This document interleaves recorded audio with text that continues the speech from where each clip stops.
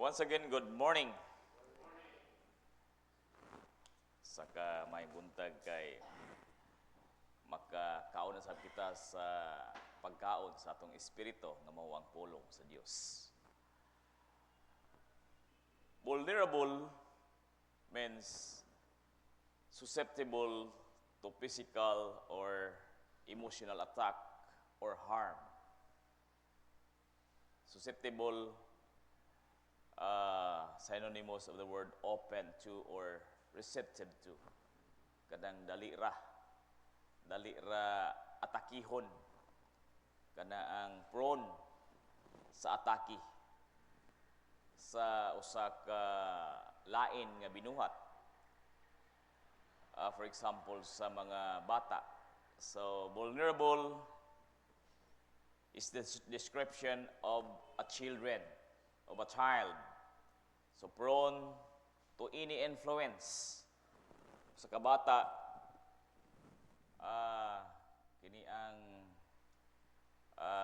kining vulnerable, kini ang hinay sa Tagalog, mahina. Para sa usa ka tao ba nga luya, so vulnerable siya sa mga sakit. Kung luya nga tong immune system, so vulnerable ta sa mga infection. So, in our gospel, people bring children to Jesus, but the disciples rebuke them. Jesus corrects the disciples, emphasizing the importance of welcoming the children. So, tingali, sama sa mga batasan kanato mga Pilipino, magyapon ng batasan tingali sa mga Hudiyo. Nga kung naibisita, dili nato patubangon ng mga bata sa mga bisita kay kini ang amot say rason nganong ipaadto din sa kwarto ang mga bata kung naibisita, dili patubang. So muna yung mga karaan nga upbringing sa mga ginikanan ngadto sa ilang mga anak. So sa pagkakita ni Ginoong Kristo niini, nasuko siya sa iyang mga disipulo. Iyang gibuhat, iyang gipaduol ang mga bata ngadto kaniya. In our gospel, tulo ka punto nga atong paghisgutan karon. Ang pagpugong sa bata sa pagduol ni Jesus, nga makita diya sa verse 13, ug ang pagkorek ni Jesus sa mga tinun-an sa iyang pag-ingon nga gingharian ila sa mga sama nining mga bata. Ug ang ikatulo, ang pagpanalangin ni Jesus sa mga bata nga kini naghatag og dako nga importansya sa mga bata. So, pagpugong,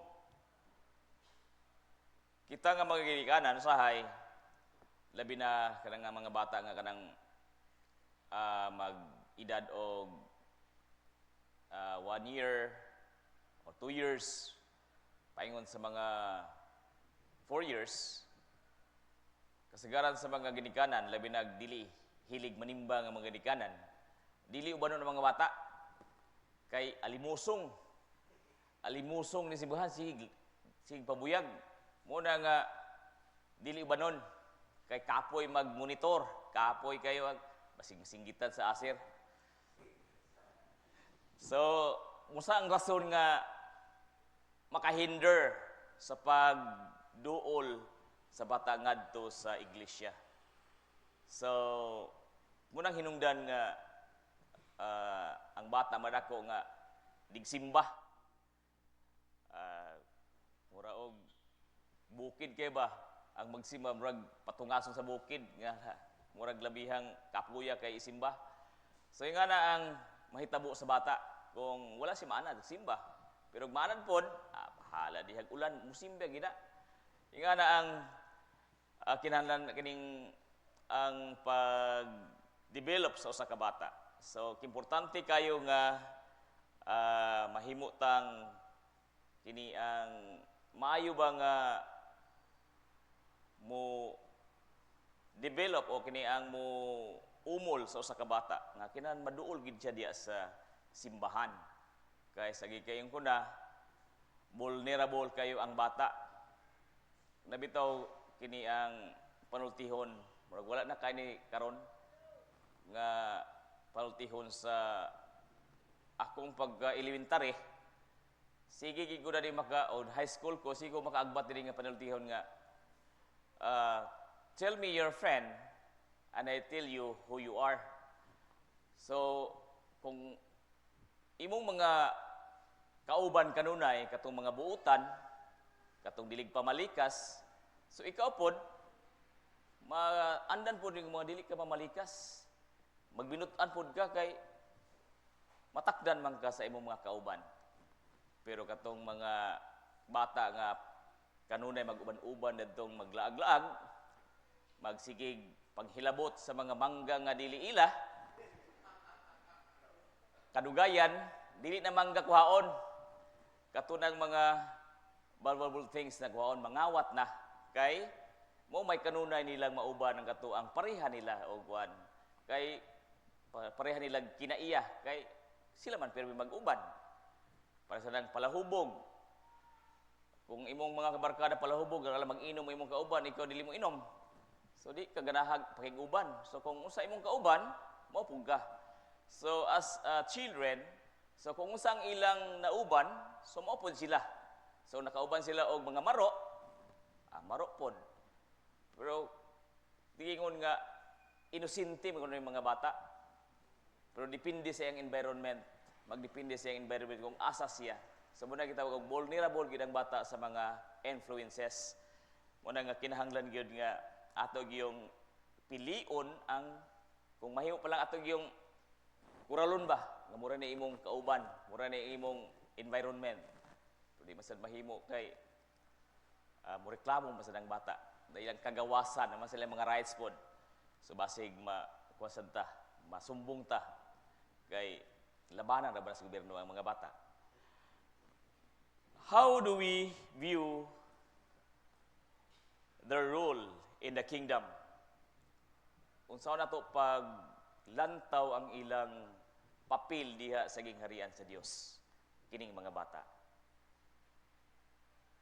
So, kanong ningon si Ginoong Kristo nga ang gingharian sa Dios sama nining mga bata. Pamasad sa ingon nga para lang gid sa mga bata, sama nining mga bata. So ang buti pasabot nga the value of humility and innocence. Pero sa gikayon ko kaganina nga depende gyud sa environment sa bata. So kinahanglan nga atong yung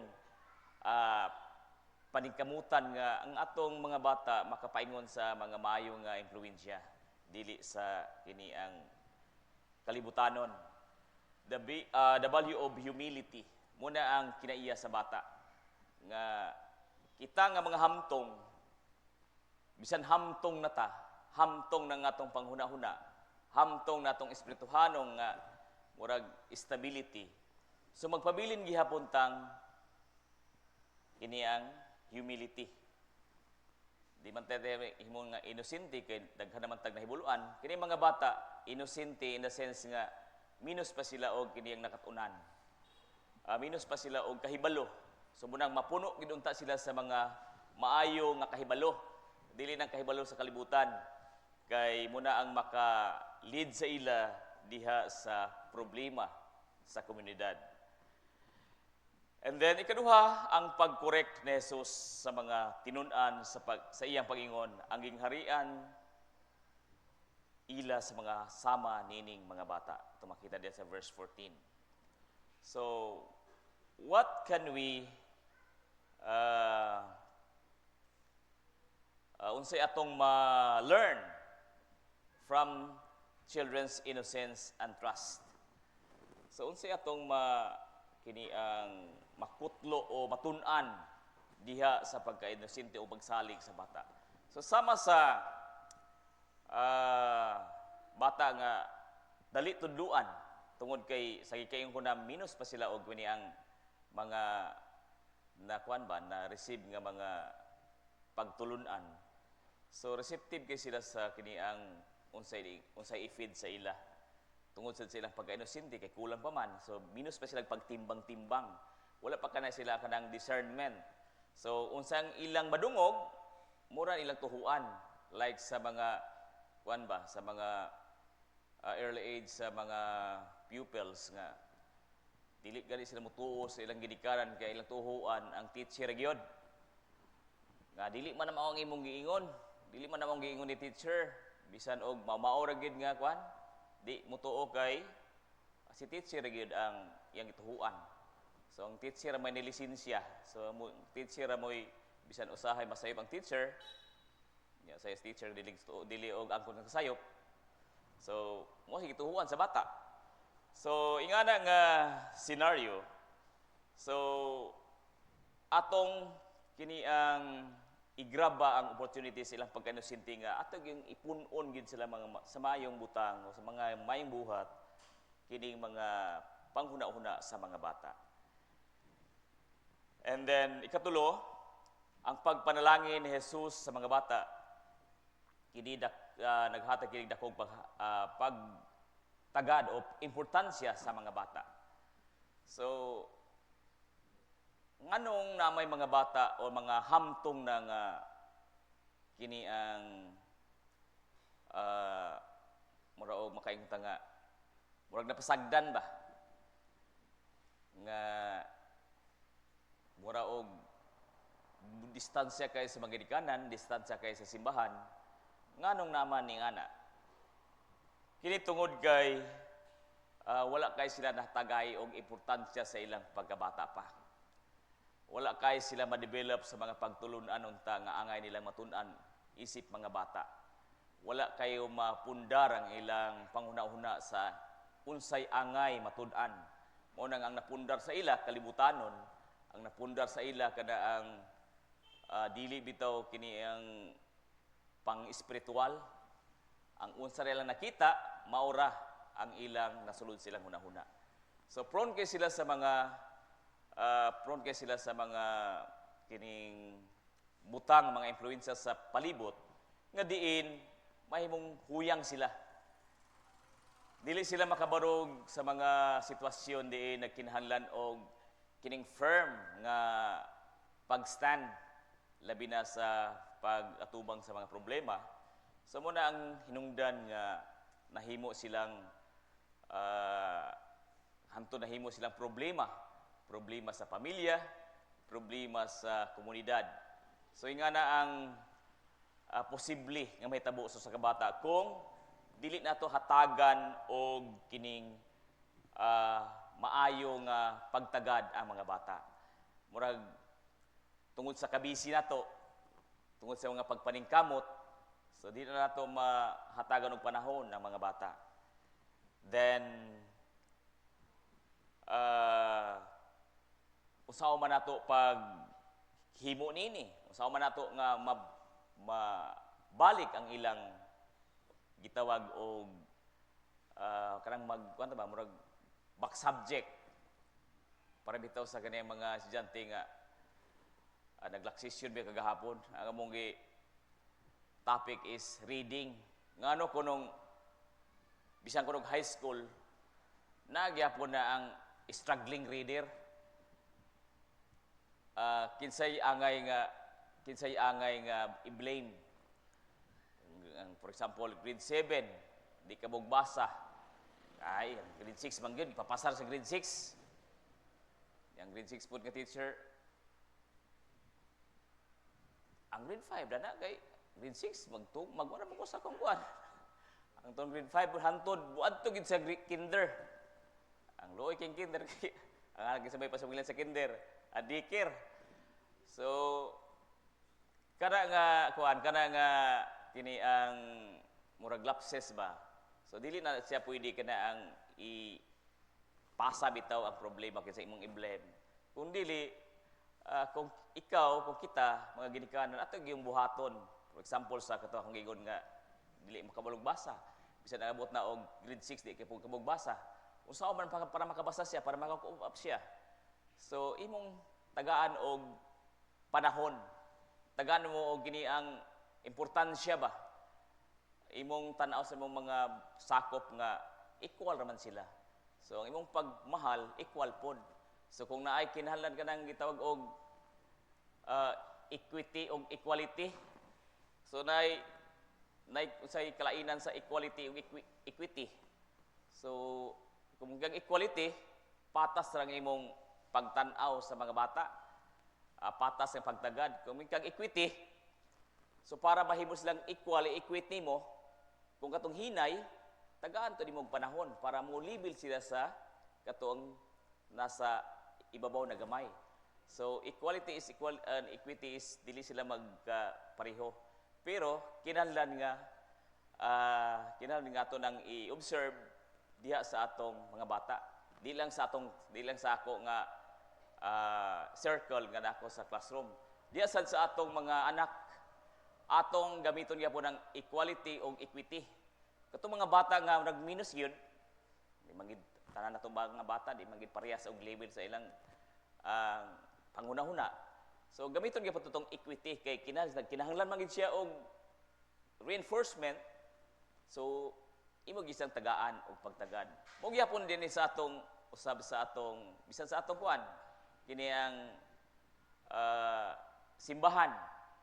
So nasa mga kauban nato nga nagkinahanglan gyapon niini. Sound nga inganay magid siya, gahi magigay siya kuan.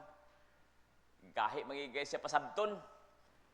Bisan kita sa ato sa kaugalingon naay mga pagtulunan nga gahi gyapon kita pasabton. Murag gahi kay mo sing ba? Labi kini maghatag bitaw sa atong ikapulong tithes, kahi gyapon kay musing sa atong kinabuhi. So nagkinahanglan gyapon og equity or equality. So equity para mahimong makatupong sa uban, so ato ging makmakaon, paspasaan or unsang strategy atong himuon para masabtan pag-ayo, ma-synthesize pag-ayo sa atong mga kaubanan unsaon pag kinabuhi nga masama sa atong gusto nga ipaabot diha kanila. So ingani ang kaimportante ang pag-umol sa usa ka bata. Pero the bottom line of this is bisan tuod og kita hamtong na dili ginato una-unaon nga kita angat na nata sa taas. We remain humble. Kay diha lang gid sa atong pagkamagpaubsanon atog yung makabot ang kini ang goal nga gihatag kanato sa Ginoo. So emulate children's trust in God's goodness. The word emulate kanang atong awaton ba ang pagsalig sa kabata ngadto sa iyang gidikanan. Para sa tinggi example ba ni Farasol sa iyang anak nga confident kayo si Jacob nga unsay pangayon siyang papaihatag. So kita pod isip mga sakop dinhi nga iglesia. Ano natay confident ba sa pagsalig sa kamaayo sa Ginoo nga unsa atong pangayon sa Ginoo ato nang gamiton tuuhan nato nga ato nang madawat sa gituhan ni Jacob nga ihatag ni Papa nga akong ipangayo. So ingana ang atong i-practice nga trust kanang walay pagkuan ba walay gamay nga hungaw nga pagsalig kay diha man makapamuhat sa pudang Ginoo. So again sa katapusan para kita mahimong kabahin sa gingharian sa Dios. Like sa atong gospel diya sa Mark 10 verse 14, Jesus said, "The kingdom belongs to those like children." So, dili sad nga para sa bata nga buluyagon ta. So, nay mga kinaiyasan sa mga bata nga di po nato kini ang i-appeal pod atong atong i-filter unsa ang mga maayo nga pagtulunan sa bata. Sa so, mga bata nga weakness po nila, so di na i-appeal. Katurang mga ilang mga kinaiya nga muy makapahatag kanato nga paspas ang atong pagtubo diha sa espirituhanong pagtubo. So mo na itong Ebanghelyo. Please stand.